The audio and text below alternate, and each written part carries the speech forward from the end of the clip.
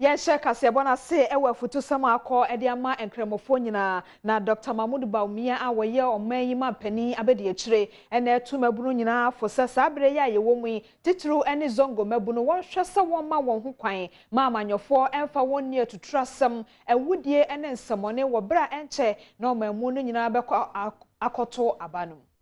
This year is an important year for our country as we will be going to the polls in December. If Ghana is revered across the globe as a shining example of democracy in Africa, it is because of how we have generally conducted ourselves peacefully in previous elections. We have to maintain this enviable reputation, and it is important for all stakeholders to ensure that we maintain peace, we enjoy the peace we enjoy in this country. We in government have a responsibility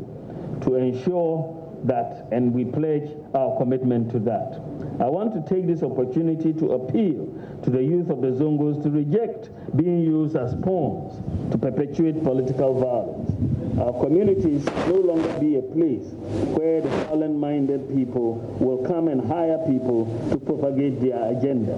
This must be a thing of the past. We are fortunate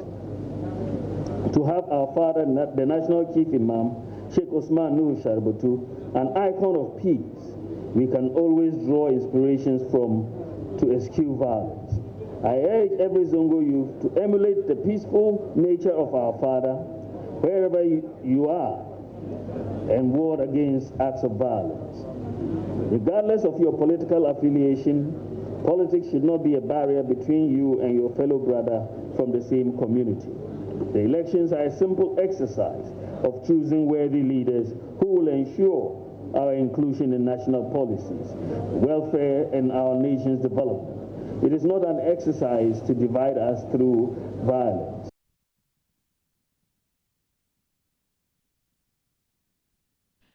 Enkwanta South mensi wo oti mantam nem na ene nkremofo wo ho no wo so idil ada fashion no wo wo fam de na ho na Zongo chief na se Zongo hene wo ho a one Ibrahim Kayaba enso de afutuo ama aban no se wosere no empempie no ya na mabu na wo Zongo no won hyeda ne dwuma bi adi eno nti na toda bi na nipa bi nso abo won pa ma wakwa kodi ensamone no ne senti aban echeche nwuma a wo ma bi nso Zongo mabu no so se na be ya da wo bibia wo ya wo bi kotu wonfo no akwakoye basabasa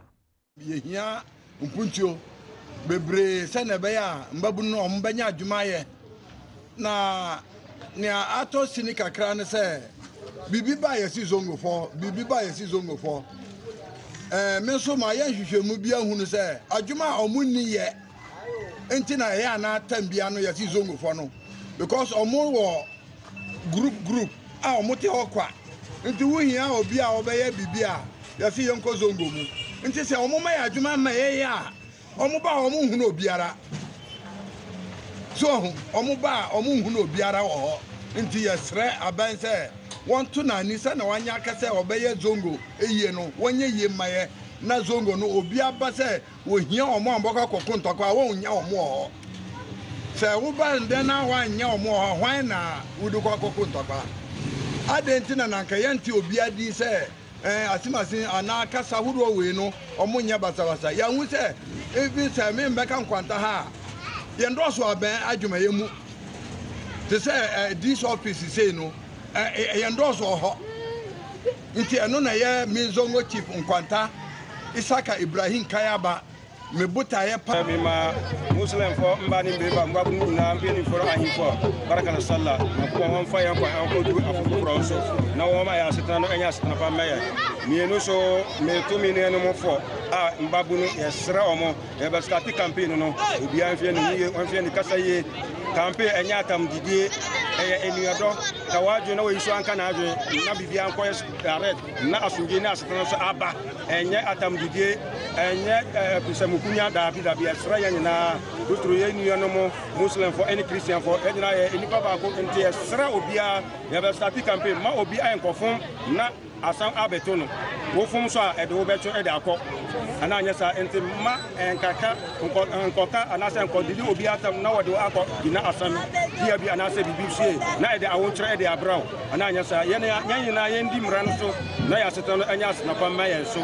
ye sa bom pa ye so se afuwe so ya hu no osan ka sa nya ko dia to awia safa na nyina enti obi aso endi mra no sie ebia endi mra no eyi na bia atu ye ama ya nyina na sa yere ye boni na nkupon we yi firi awia safa na nyina na ya nyina ya ho ata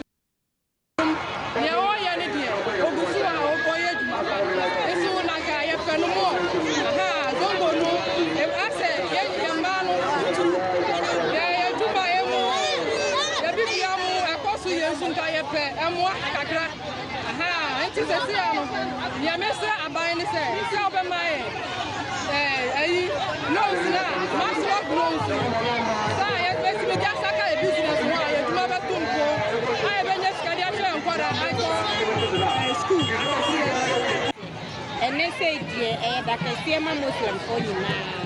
I need you to say a free for about a tree.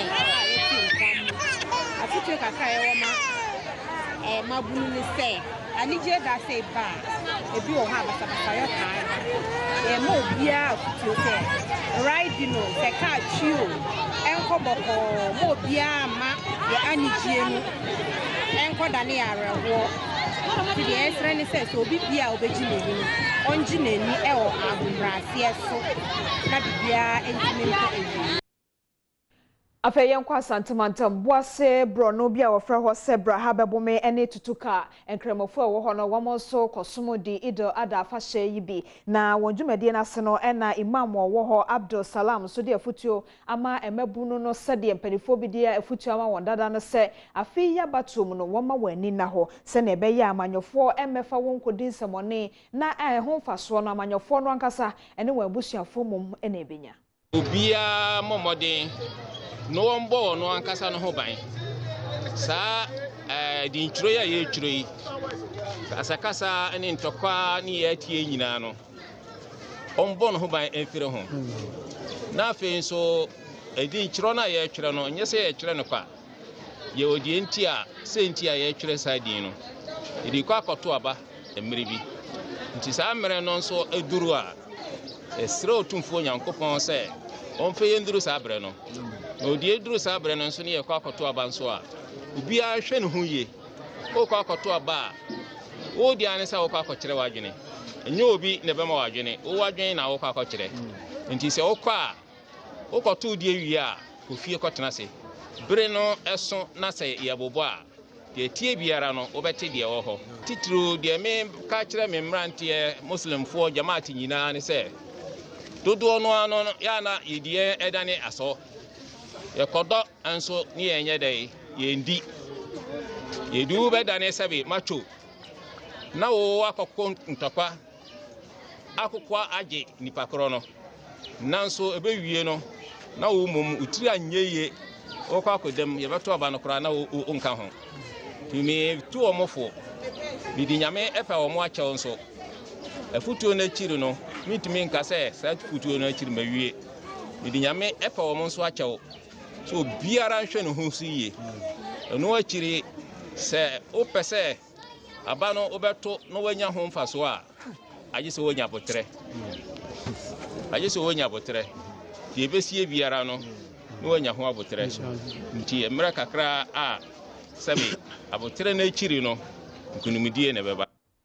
zongo hene a wo fadama ade afutuo ama mabunu atete miaye ye zongo ne se woma adesua ehohia won efise se wobomode asua homa kwa animu a politician no anasa amanyoni no kura wo ba wanim na wo ba be ferodo akodi nsamone no wo be ferewo na se wotenetena ho saa no ama enhoma sua ho anya wadehia ene saa se de da no bia esi no ebesensi biwo